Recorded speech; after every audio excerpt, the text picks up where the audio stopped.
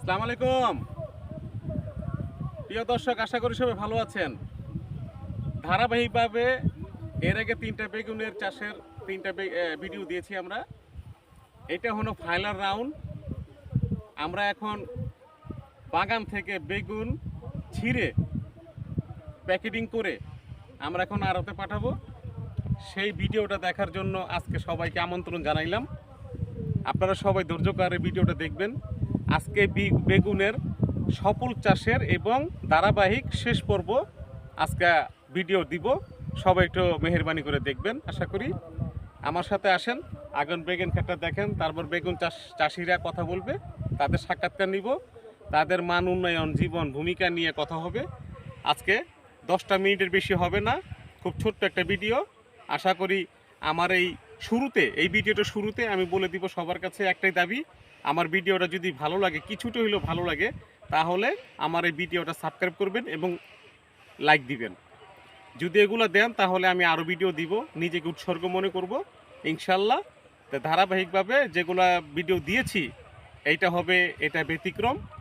আজকে বেগুন চাষ রপ্তানি কিভাবে করা হয়, কিভাবে আমরা বিক্রি করি, কিভাবে প্রসেসিং হয়, এগুলো নিয়ে কথা বলবো চাষিদের সাথে। তো স্টার্ট নাও। প্রিয় দর্শক, এই যে বেগুন ক্ষেত যা দেখতেছেন, এগুলো থেকে 3 দফা বিক্রি হয়েছে, বাজারজাত করানো হয়েছে। যে বেগুনগুলো ঢাকায় যাবে আপনারা সেই বেগুনগুলো খাবেন, ঠিক আছে? কাঁচা বাজারে যে সকল সবজিগুলো যায়, এটা মানিকগঞ্জ জেলা আর সিঙ্গারের অবস্থান করছি আমি। এই হলো বেগুন বাগান আমি করেছি। এগুলো বাজারজাত হচ্ছে, আজকে প্যাকেটিং হচ্ছে। এই প্যাকেটিংয়ের ভিডিওটা দেখাবো এবং কৃষকদের সাথে কথা বলবো, তারা কি আনন্দিত না মন খারাপ এটা নিয়ে কথা বলবো, তাদের ভালো মন্দ নিয়ে। আসেন।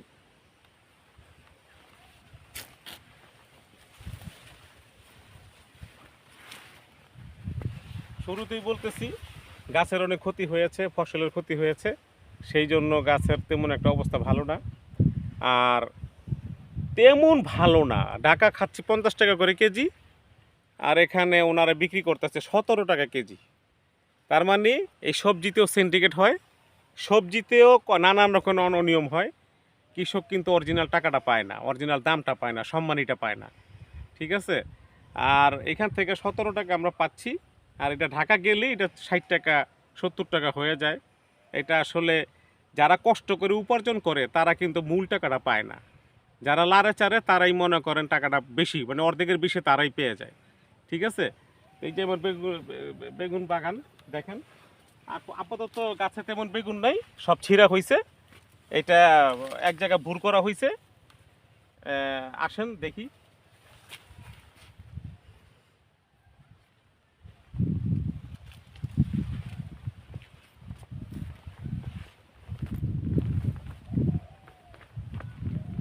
প্রিয় দর্শক, বেগুন গাছে বর্তমানে বেগুন নাই, সব ঝরা হয়েছে, ঝরা মানে সব ছিঁড়া হয়ে গেছে।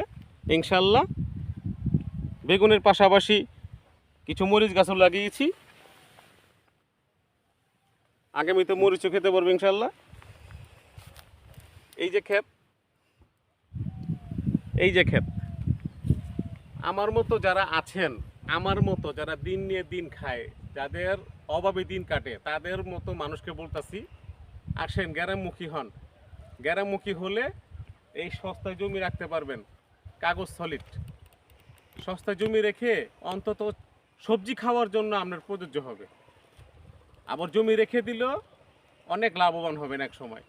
মানুষ টাকা রাখে, এফডিআর করে রাখে, আসলে তেমন ফায়দা হয় না।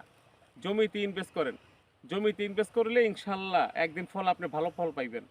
আর যদি এফডিআর করেন কিংবা ব্যাংকে লেনদেন করেন, ব্যাংকে টাকা রাখেন, ওইটা একটা সুদের আওতায় চলে যায়। এই জমি রেখে দিলে এটা হালাল হয়ে যায়, সম্পূর্ণ হালাল, সম্পূর্ণ হালালভাবে আপনি টাকার মালিক হবেন। ব্যাংক ব্যালেন্স এইটা সেটা এইদিকে টাকা বিনিয়োগ করলে ওইখানে সুদ ঢুকে যায়।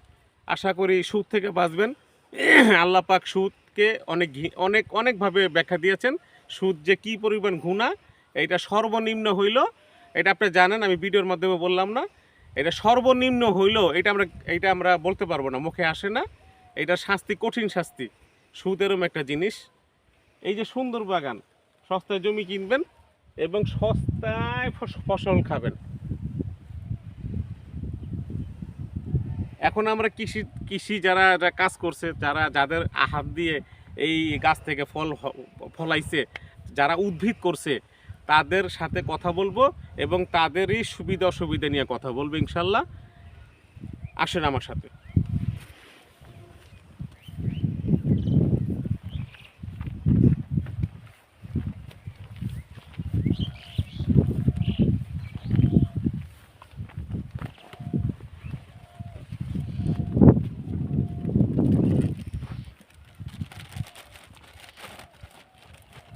এদিকে আসো না।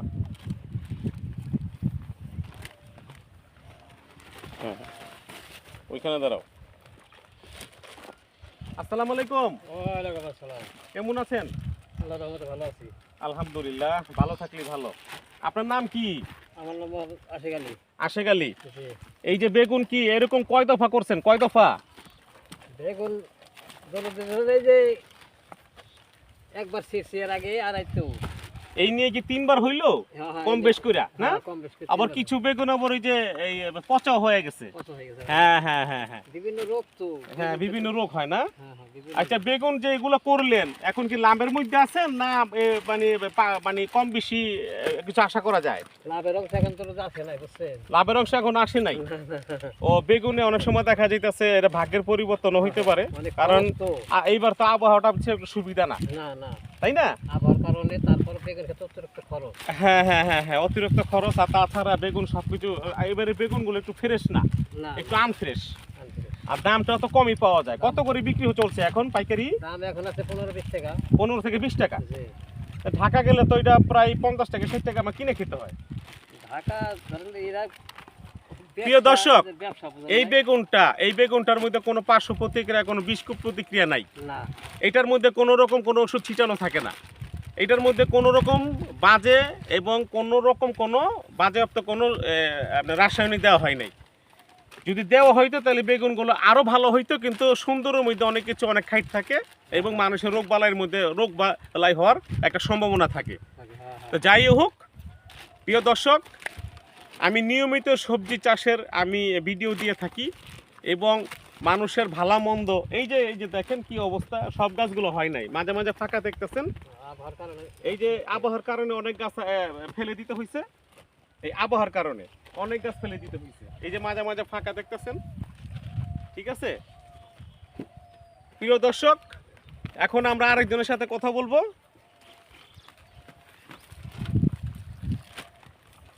প্রিয় দর্শক, আসসালামু আলাইকুম। ওয়ালাইকুম আসসালাম। হ্যাঁ, আপনার নাম? রায়হান মোল্লা। এখন আমরা কথা বলবো রায়হান মোল্লার সাথে। দেখি জিজ্ঞেস করে তার মনের ব্যথা কি, আশা ভরসা কি, এবং কতটুকু পারিশ্রমিক দিয়েছেন এটার মধ্যে, কতদিন পরে ফলনটা আসছে এবং পরিস্থিতিটা কি। আচ্ছা রায়হান, এর আগে 2 বার বিক্রি হয়েছে, হ্যাঁ তো এত পরিমাণ তো বিক্রি হয় নাই না না? এই না, প্রথম মানে একটু বেশি রকম একটু ছিঁড়া হয়েছে না? আচ্ছা, যাই হোক, কিরকম খরচ হয়েছে রায়হান? মোটামুটি খরচের মধ্যে হুম হুম হুম। মানে এটা ছোট বই তো জি জি জি। 8-10 হাজার টাকা খরচ হয়েছে। প্রিয় দর্শক, 8-10 হাজার টাকা তো খরচ হয়েছে। আমার মনে হয় 8-10 হাজার টাকা বিক্রি হয় নাই এখনো। তো লসের পাল্লাটাই বেশি, লাভের পাল্লাটা একেবারে দুর্বল, একেবারে দুর্বল। মানে আর আশা করতে পারতেছেন না যে মূল টাকাটা উঠবে কি না। ঠিক আছে, মূল টাকাটা উঠলো আলহামদুলিল্লাহ, কিন্তু আমার মনে হয় না, মানে ফের এইবার আবহাওয়ার কারণে এই বেগুনগুলো একটু সমস্যা হয়ে গেছে, দাগ হয়ে গেছে, ফ্রেশ হয় নাই, অসুন্দর হয়েছে, একটু দেখতে অন্যরকম দেখা যাইতেছে। আসলে এই বেগুনের দাম একটু মানে যদি ফ্রেশ হইতো তাহলে আর একটু দাম বেশি পাইতো অবশ্য। প্রিয় দর্শক, তাহলে এইবার লসের পাল্লাটা একটু বেশি মনে হয় না রায়হান? দর্শক দেখেন, এই যে এগুলো এগুলো এগুলো নষ্ট, এগুলো নষ্ট দর্শক, আর ওগুলো নষ্ট। এগুলো বাইচা বাইচা প্যাকেটিং করা হচ্ছে।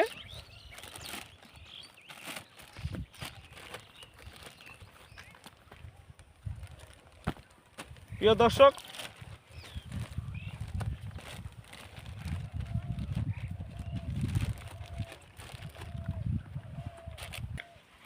প্রিয় দর্শক, আজকে যে ভিডিওটা দিলাম এই ভিডিওটা 3টা পর্ব আমরা দিয়েছি এর আগে, আর এটা হইল 4র্থ পর্ব। আসলে শাক সবজি কোথা থেকে আসে এবং কোথায় উৎপাদন হয়, যারা করে তাদের সাথে কথা বললাম, এবং যারা এটা নিয়ে পরিশ্রম করলো তাদের সাথে কথা বললাম। এই ছোট্ট একটা জায়গার মধ্যে 60% জায়গার মধ্যে এই 8-10 হাজার টাকা ইনভেস্ট করে আমার মনে হয় না লাভের মুখ দেখতে পারবো। এবার যে আবহাওয়াটা চলে গেল, এই আবহাওয়ার মধ্যে যারা ফসল করছে শুধু এই একার না, এটা আশেপাশে অনেকেই বেগুন চাষ করেছে, আশেপাশে অনেক চাষি মানুষ করেছে, কিন্তু এবার আবহাওয়ার কারণে সবাই লসের পাল্লায় আছে, লাভের পাল্লায় নাই। তো যাই হোক দর্শক, আমার এই ভিডিওটা যদি কিছু পরিমাণ ভালো লাগে, কিছুটা আনন্দ যোগাইতে পারি, কিছুটা ভালো লাগার মতো ন্যাচারাল হয়ে থাকে, আসলে তেমন একটা আহামরি না, যা আছে তাই। আমি সবুজ নিয়ে কথা বলি, মানুষের ফসল নিয়ে কথা বলি, কৃষকের কথা বলি, এবং জায়গা জমিরও কথা বলি। এখানে এখনও কম দামি জায়গা আছে, কম ডিমান্ডে, এবং ভালো কাগজ, খুবই ভালো কাগজের জমি আছে এখনও। প্রিয় দর্শক, যদি আপনারা জমি ঠুমির ব্যাপারে কোনো রকম কোনো বিষয়ে কোনো হেল্প দরকার হয়, কোনো পরামর্শ দরকার হয়, এবং জমির দরকার হয় কম দামি, অল্প পুঁজির, অল্প ডিমান্ডে, আমার সাথে যোগাযোগ করবেন। আমার চ্যানেলে আমার নাম্বার দেওয়া থাকবে, যদি কোনো প্রয়োজন আমাকে কল করেন, আমি নিজেকে সাধ্য মনে করব এবং আপনার কাছে কৃতজ্ঞ থাকব। আশা করি আমার এই ভিডিওটা যদি কিছুটা জায়গা করে থাকে আপনাদের মনের ভিতরে, আপনারা আমার এই ভিডিওটা সাবস্ক্রাইব করবেন, লাইক দিবেন এবং একটু শেয়ার করে দিবেন ইনশাল্লাহ। তাহলে আমি নিজেকে মনে করব যেন আমি সাকসেস। আর আগামীতে যদি আমার কোনো ভিডিও পরিবর্তন করতে হয়, কোনো রকম মতামতের দরকার হয়, ইনশাল্লাহ আপনাদের মতামত আশা করি আপনারা মতামত জানাবেন, আমার চ্যানেল ঢুকে কমেন্ট করবেন আমার কি করা উচিত এবং কি করলে ভালো হবে ইনশাল্লাহ। আশা করি আপনারা সবাই ভালো থাকেন, সবার জন্য দোয়া করি, সুস্থ কামনা করি, এবং আমার জন্য দোয়া করবেন আমিও যেন সুস্থ থাকি এবং আমি জানি ধারাবাহিকভাবে এই ভিডিওটা আরও ডেভেলপ করতে পারি। সেই সুবাদে আজকে এই পর্যন্তই, দোয়া করবেন, ভালো থাকবেন। আসসালামু আলাইকুম। বাংলাদেশ চিরজীবী হোক, এবং ধন্যবাদ সবাইকে ইনশাআল্লাহ।